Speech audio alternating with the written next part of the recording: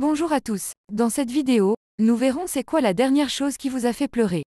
Je vous souhaite la bienvenue sur la chaîne Questions-Réponses. Les réponses d'aujourd'hui seront présentées par Flore Cousper, Fabien Séga, Geneviève Georges Bansillon du Lorrain et Philippe Château.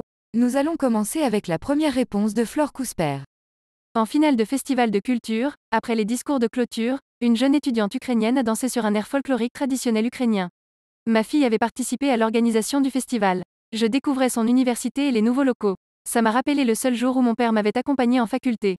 Je n'avais pas encore 17 ans et avais dit à mon prof de russe que j'ai voulu apprendre cette langue pour les études scientifiques et m'installer en Russie.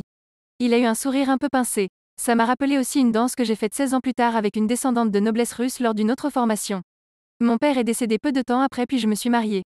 Mon fils s'est marié rapidement pour pouvoir retourner en Russie malgré le Covid. Puis ma belle-fille n'a pas pu y retourner à cause du conflit contre l'Ukraine. Tous ces souvenirs sont revenus face à cette jeunesse ukrainienne. J'ai ressenti un grand retour en arrière.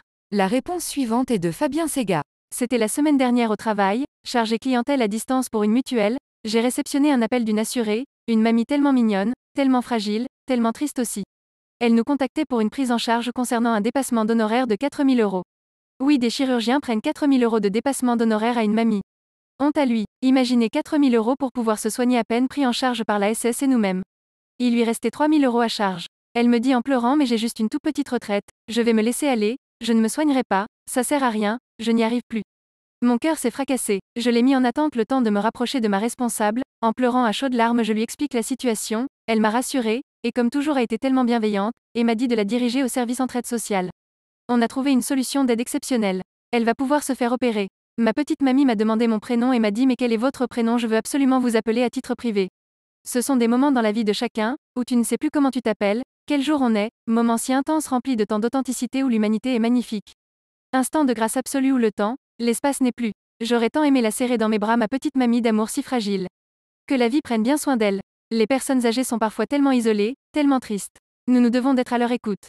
Ce n'est pas une option mais un devoir absolu. Prenez soin de vos mains en prière. La réponse suivante est de Geneviève Georges Bansillon du Lorrain. J'ai perdu mon précédent Beagle il y a 2 ans. En cherchant quelque chose dans le coffre de ma voiture, je suis tombée sur la couverture que je lui mettais quand je la transportais. Elle avait encore son odeur, et quand je l'ai sentie, je me suis mis à pleurer comme une madeleine. Pleurer. Nous continuons avec la réponse de Philippe Château. À chaque fois que ma femme est hospitalisée et que je me retrouve seule sans savoir comment le vent va tourner. Pas plus tard que la semaine dernière d'ailleurs et à chaque fois je me dis que c'est peut-être la fois de trop mais heureusement malgré sa santé elle est solide comme le roc visage qui fait un câlin. C'est la fin de la vidéo, on a fait le tour de toutes les réponses. Merci d'avoir regardé cette vidéo, si elle vous a plu, vous pouvez vous abonner et laisser un like sur cette vidéo. La vidéo est terminée, vous pouvez continuer de discuter de cette question en commentaire, ou trouver une autre question qui vous intéresse. À la prochaine.